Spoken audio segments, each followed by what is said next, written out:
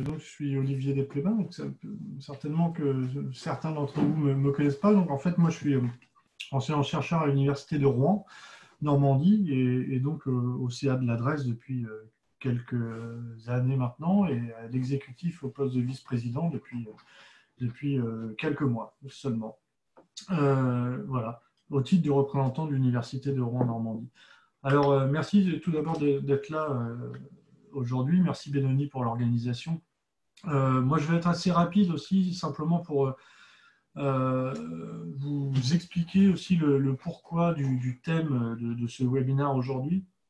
Bon, là, c'est une période très particulière. Enfin, ces derniers jours, on est sorti d'un confinement. Certains diraient d'un premier confinement, mais on ne va pas non plus rajouter quelque chose là-dessus. Mais ce qui est certain, c'est qu'il y a cette crise sanitaire qu'on s'est pris en pleine face, en fait.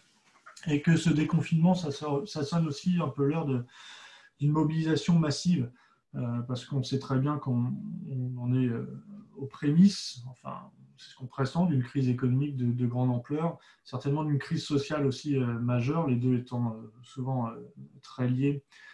Et le constat qui amène à ce webinaire, c'est que le confinement a été l'occasion de consommation massive d'Internet. On a vu passer énormément d'articles dans les journaux en ligne, de posts aussi sur des réseaux sociaux et de tribunes, la plupart rappelant à changer de modèle, c'est devenu un peu le terme à la mode, changeons de modèle. Et quelque chose questionne un petit peu parce que quand on lit beaucoup de ces posts, beaucoup de ces articles, il y a plusieurs constats qui sautent un petit peu aux yeux. C'est d'une part, il y a beaucoup de questionnements du grand public sur le changement de ce modèle de société. Il y a beaucoup d'articles ou de posts qui sont assez incantatoires, c'est-à-dire toujours autour voilà, de changer de modèle. Oui, c'est bien, mais on invoque le changement de modèle, mais qu'est-ce qu'on fait concrètement? Et enfin, mais ça c'est mon constat aussi, il y a eu beaucoup de posts, d'articles qui laissaient penser que notre société, alors pas qu'en Normandie, mais en France, que notre société partait de zéro, en fait, sur le questionnement par rapport au modèle de développement et par rapport aux actions qui sont mises en œuvre pour changer le modèle de développement. Alors que nous, on le sait que ce n'est pas vrai, en fait. Il y a beaucoup de choses qui existent, il y a déjà vos entreprises, il y a tout le réseau de l'ESS, on sait très bien qu'il y a une dynamique forte de l'ESS au niveau national, au niveau normand aussi, c'est quand même une région qui est assez exceptionnelle dès lors qu'on s'intéresse à l'entrepreneuriat social. Mais force est de constater que à la lecture de ces tribunes, articles, posts, eh bien, il y a quand même une certaine méconnaissance du grand public sur l'entrepreneuriat social, sur les projets qui existent déjà, sur ce qui fait le concret en fait, de ce changement de société qui est tant demandé, invoqué, ou en tout cas qui a généré autant de questionnements auprès d'un grand public massivement confiné. Donc l'idée un peu de ce webinaire, c'est de partir de ce constat général, qu'on peut critiquer aussi hein, d'ailleurs, mais c'est de se dire comment est-ce qu'on peut aussi nous sortir de notre microcosme ESS avec nos relations. On sait tous de quoi on parle quand on invoque l'ESS, mais il y a quand même un grand public qui n'est pas au courant vraiment de ce qui se fait de manière très concrète sur le territoire, qui n'est pas non plus au courant que des magnifiques projets existent pour changer ce modèle de société, mais d'une manière vraiment très concrète. Il y a également plein d'embryons de sociétés qui existent pour aller concrètement vers ce changement de société.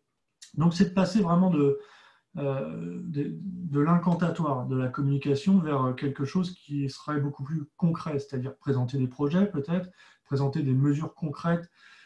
Et l'objectif de tout ça, c'est de voilà, toucher un grand public qu'on ne touche pas d'habitude via les réseaux habituels de l'ESS, développer effectivement l'ESS local, développer les entreprises locales. Et donc, ça amène à cette question générale qui va structurer le webinaire d'aujourd'hui, c'est comment on s'adresse au grand public, à ceux qu'on n'arrive pas à toucher d'habitude, à des consommateurs potentiels, à des potentiels futurs entrepreneurs, ceux qui se questionnent massivement ou de manière émergente sur le changement de modèle de société, mais aussi à ceux qui ne sont pas encore sensibilisés ni encore convaincus à cette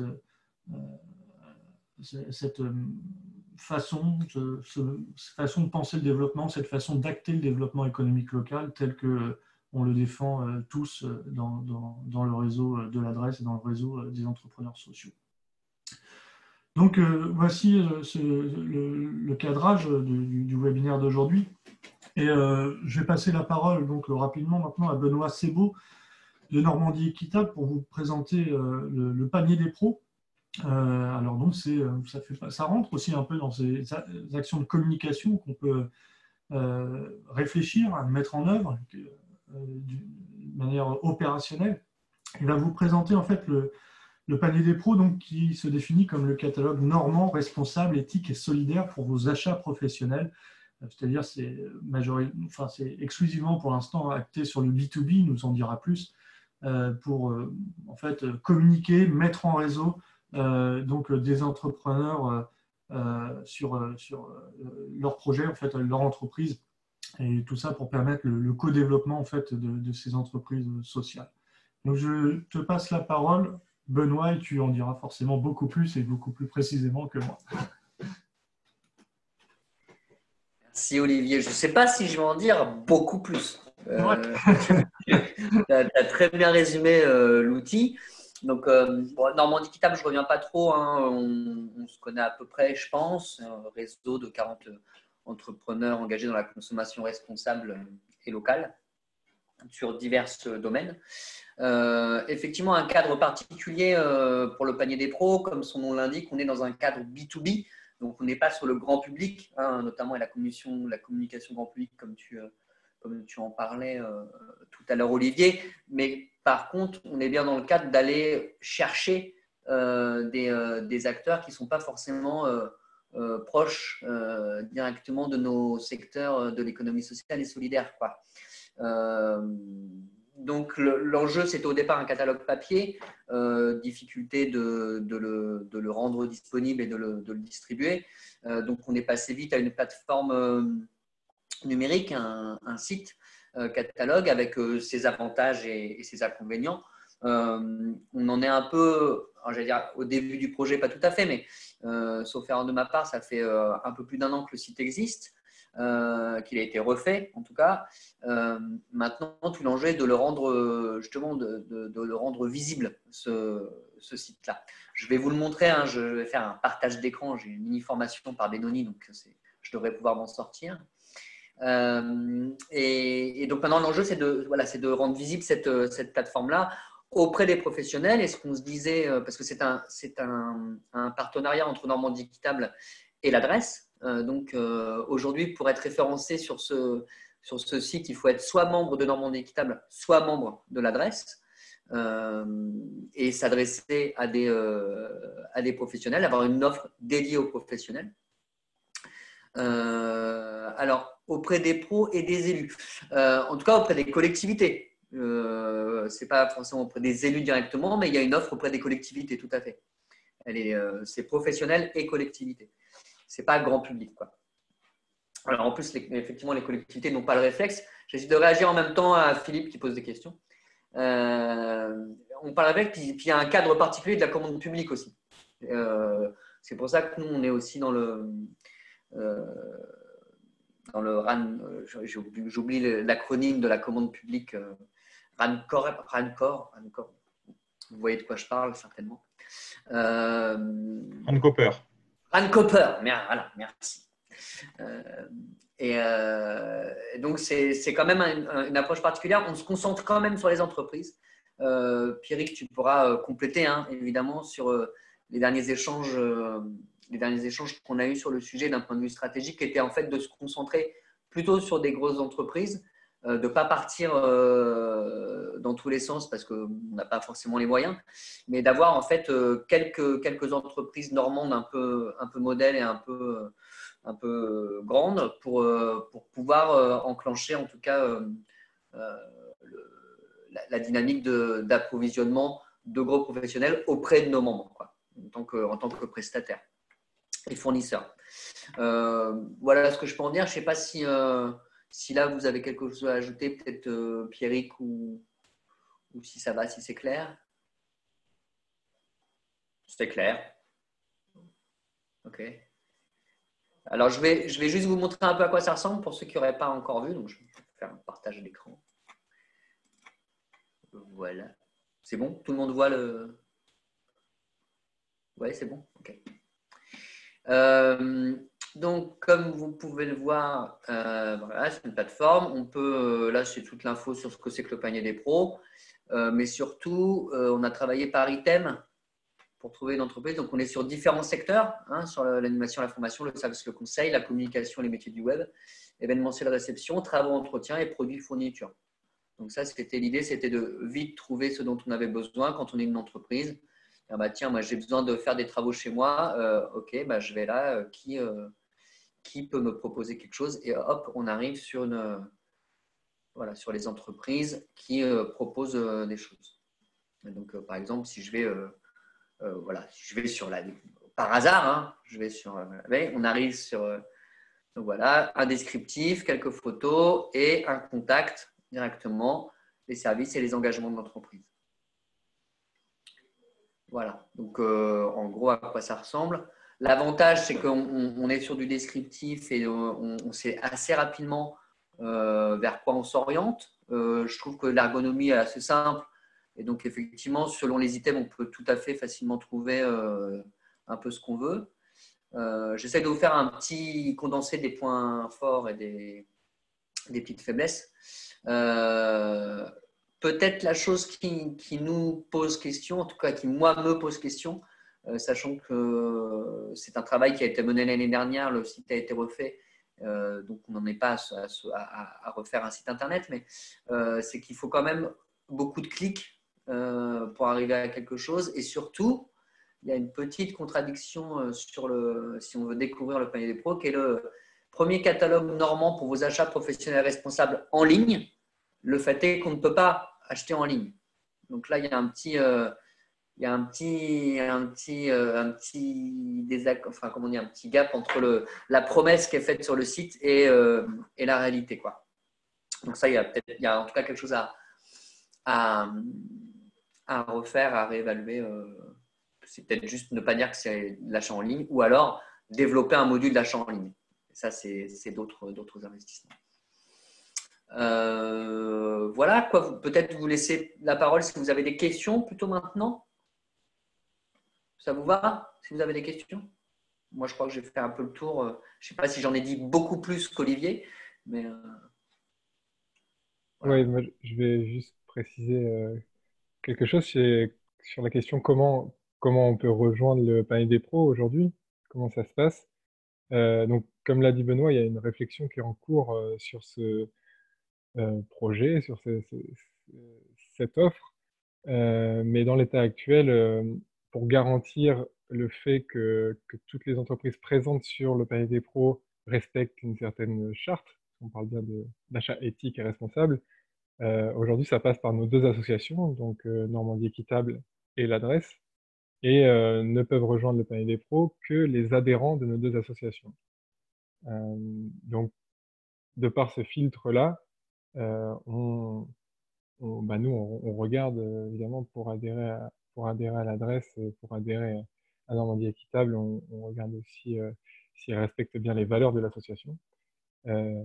Et c'est comme ça on garantit le fait que sur le panier des pros, on a bien des entreprises qui respectent les valeurs. Voilà, c'est un projet sur lequel on travaille beaucoup là depuis le début de l'année. Enfin, on a reposé le projet sur la table en se disant OK, il y a encore des choses à améliorer, comme l'a pointé Benoît, et de notre part, il y a quand même une demande de la part de pas mal d'entreprises B2B sur leur offre B2B euh, sur voilà, un besoin qui pourrait être résolu grâce à ce type de projet. Euh, donc, moi, personnellement, j'ai beaucoup d'espoir sur sur le panier des pros. Je pense on va avancer là-dessus pour l'améliorer, pour vraiment le faire matcher le plus possible avec les besoins. Voilà pour moi. N'hésitez pas à poser vos questions si ça vous interpelle, euh, vous avez des... Ouais, je me permets de profiter de la présence de Benoît et puis de Patrick qui est adhérent au panier des pros. Savoir si ça ramène beaucoup de monde en dehors de notre réseau.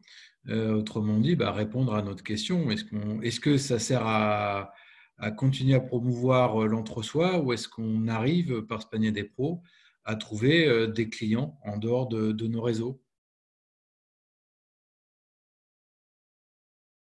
Je ne sais pas si Patrick, peut-être que tu pourrais répondre très concrètement sur ce que ça t'a apporté. Moi, ce que je sais sur, en tout cas, les membres de Normandie Équitable, à ce jour, ce n'est pas un gros vecteur de marché, le panier des pros. Il faut être tout à fait clair et tout à fait honnête. Pourquoi? Parce que pour l'instant, on a un outil, on n'a pas fait la promotion de l'outil. Donc, notre enjeu cette année, c'est d'aller le vendre, cette plateforme, d'aller la vendre. Et c'est pour ça qu'on s'est rencontrés peu de temps finalement avant le confinement, hein, je crois, Benoni et Pierrick. On s'était dit, voilà, on va adopter une stratégie pragmatique et d'aller voir des grosses boîtes normandes, pas forcément beaucoup, et d'aller leur vendre le panier des pros. Mais en tout cas, en étant totalement honnête, les membres de Normandie, je ne sais pas pour toi, Patrick, aujourd'hui, ce n'est pas un gros vecteur de marché. On espère que justement cet outil le sera à l'avenir. Alors, pour le témoignage de l'abeille est un peu particulier parce que nous, en fait, ce n'est pas notre cible initiale, hein, puisqu'on est plutôt une cible sur des marchés publics en général. Et donc, le marché des travaux en général en particulier, c'est souvent du one-shot. Donc, ça ne serait pas juste le retour de l'abeille qui n'a pas eu de chantier. Hein, en pratique, il n'y a pas eu de chantier amené par le panier des pros. Il y a eu un devis. Donc, on est sur il n'y a pas d'efficacité immédiate. On ne peut pas dire c'est 14 ou 28 ou 52% de mon business. Voilà, on n'est pas du tout sur ces chiffres-là, comme le disait Benoît. Pour moi, on est au démarrage d'une démarche. Déjà, arriver à se mettre d'accord, et il y a Charline qui demande comment on fait quand il y a des entreprises. Donc, ça, je te laisserai répondre, Benoît. Il y a des concurrents qui se retrouvent. Voilà, tous ces sujets-là sont des beaux petits sujets qui ont commencé à être abordés. Et après, c'est comment on sort de l'entre-soi, c'est tout le sujet. Comment on fait connaître une plateforme, c'est pas rien, hein, c'est énorme comme travail. Déjà, la plateforme numérique elle vient du fait qu'il avait été évalué que l'exemplaire papier qui existait au démarrage, justement, ne portait pas assez ne touchait pas assez de gens. C'est tout le sujet d'aujourd'hui. C'est comment des outils, mais c'était important de connaître des outils comme celui-là parce que c'est quand même une belle initiative d'arriver à rassembler 40 entreprises, c'est ça à peu près. Tout ça sont des étapes, on part de pas grand-chose, hein. On est des PME, on est plein de PME dans des domaines complètement différents et comment on arrive à communiquer ensemble. C'est pas le sujet voilà. Et donc, il y a une belle initiative qui est loin d'être aboutie encore, mais qui en tout cas qu'il faut connaître avant de réfléchir à d'autres choses. Je me permets juste de rajouter quelque chose. Il ne faut pas oublier qu'en parallèle du panier des pros, il y a eu des événements qui ont été organisés. Objectif de faire vivre ce catalogue en ligne ou papier via des événements. Et ce qu'on remarque, c'est que, en tout cas pour les événements rouennais, on reste quand même sur des personnes qu'on connaît ou qui fréquentent de près ou d'un peu plus loin l'adresse. On n'arrive pas à toucher certaines entreprises qui ont aussi leurs organes de décision en Normandie, parce que les achats, ça peut être compliqué quand des groupes comme La Poste ont leurs centres de décision qui sont éparpillés aux 5 coins de la France, mais pas en Normandie. Mais on a du mal à les attirer, etc. Et puis les collectivités publiques, qui est aussi une cible du panier des pros, et là, c'est toujours compliqué. Il y a, Benoît l'a dit tout à l'heure, il y a Rand Cooper, il y a pas mal il y a des médiateurs aussi sur les achats, la commande publique, sur les clauses d'insertion, etc. Mais pourtant, il y en a peu qui passent le pas, réellement. Oui. Merci. Benoît, je peux te laisser répondre si tu veux à Charline pour Tout en vélo sur la question. Et après, Alain a une question. Et si je ne mets pas le micro, ça marche moins bien. Je ne sais pas si aujourd'hui ça s'est clairement présenté. En tout cas, ce qui est sûr, c'est qu'on offre, on présente une offre globale et après, l'enjeu, c'est que la personne fasse son choix. Aujourd'hui, ce n'est pas vraiment un lieu d'achat en ligne. Donc, le terme de concurrence, oui, sur des activités communes. Ce qu'il faudrait voir de ce que j'ai analysé moi, du panier des pros, c'est que deux acteurs qui offrent la même chose sur le même territoire, il n'y en a pas là aujourd'hui. Parce qu'on est quand même sur des acteurs qui sont soit sur le territoire rouennais et un peu alentour, soit sur le territoire canet et un peu alentour. Donc, une autre des faiblesses, je pense, de ce panier pro, c'est qu'il n'y a pas d'entrée géographique. Ce qui, pour moi, est une réelle faiblesse, puisque quelqu'un qui est au Havre, qui voit qu'il y a un truc super intéressant, mais qu'en fait, ça se retrouve à Caen, bon, dommage, ça ne matche pas, quoi. Voilà. C'est dans les réflexions aussi. Donc, je ne sais pas si ça répond à ta question, Charline, mais voilà. Oui, merci. Alain, tu avais une question aussi, une réaction? Il a répondu à une de mes premières questions, c'était de savoir s'il y avait une territorialisation par métropole ou par pays ou par département, je ne sais pas.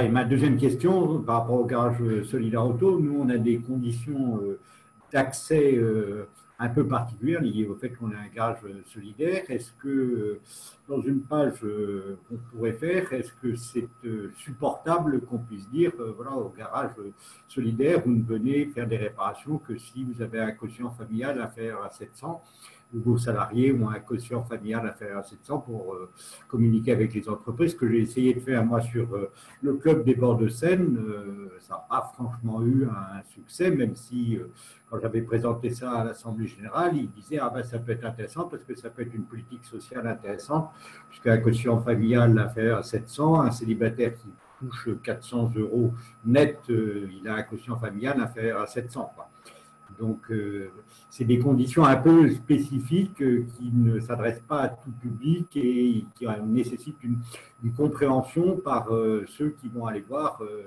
la page du garage Solidaire Auto. Voilà. Est-ce qu'on peut rentrer dans des complexités de cette nature-là, et territoriales, et d'accès limité à des services pour des publics les plus en difficulté?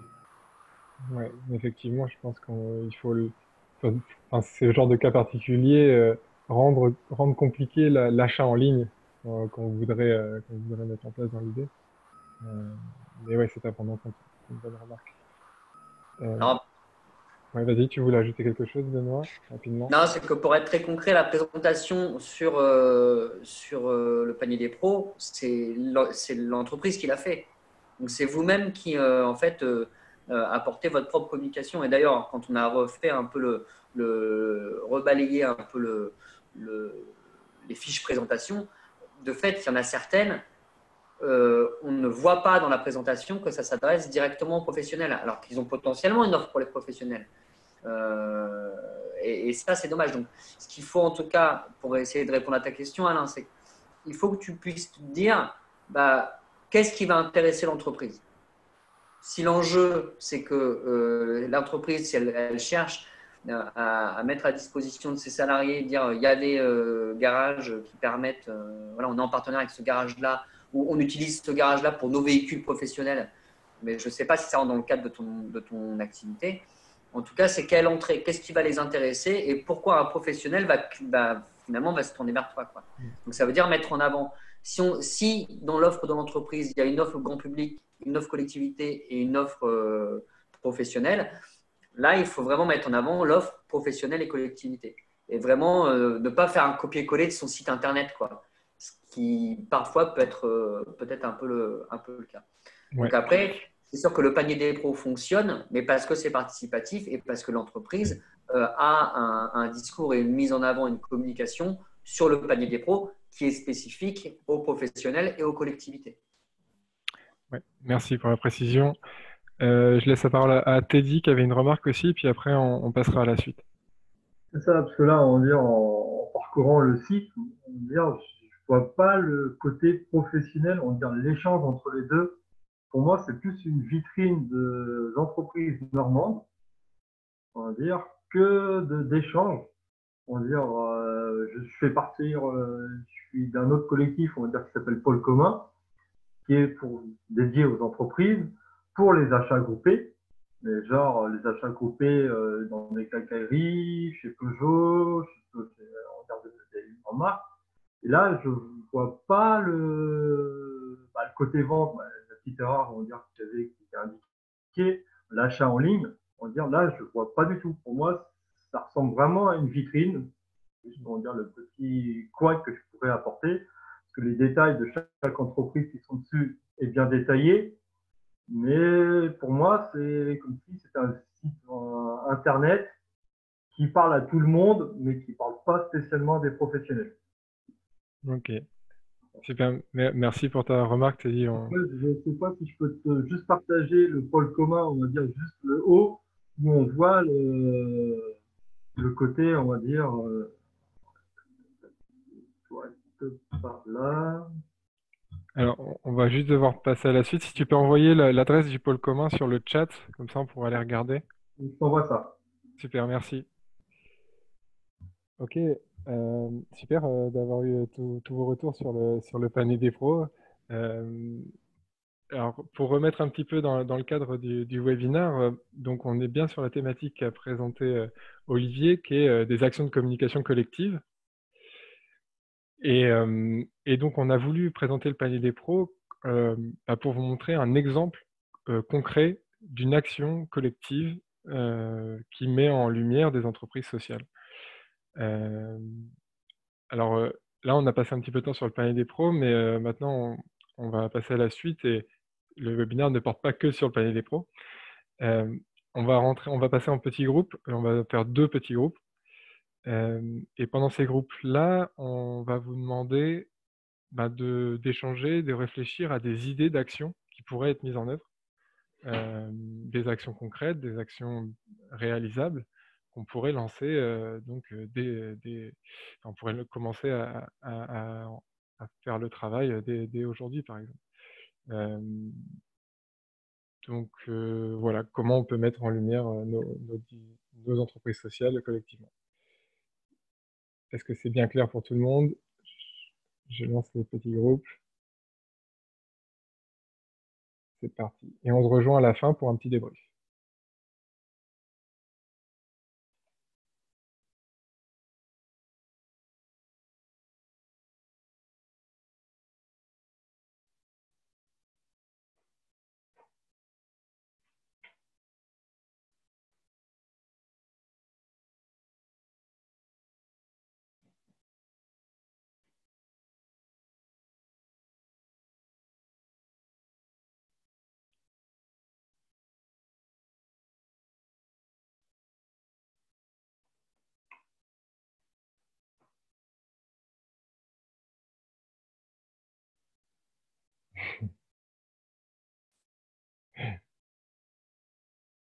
Je t'entends pas.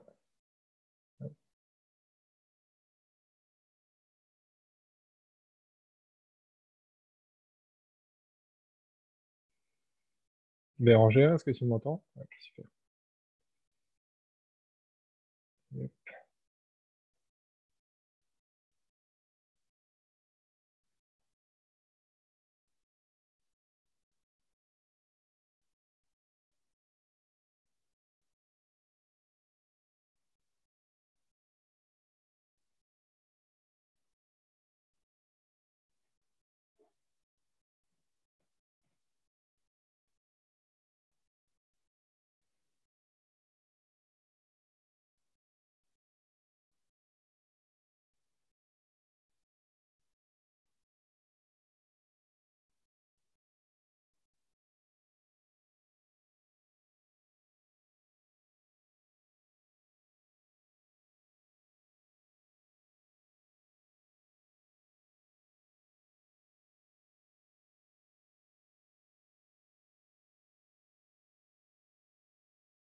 Alors, on est les bons élèves, on est les premiers à être revenus. Ils doivent être en train de sélectionner leur idée. J'espère qu'ils ne sont pas en train de se bagarrer.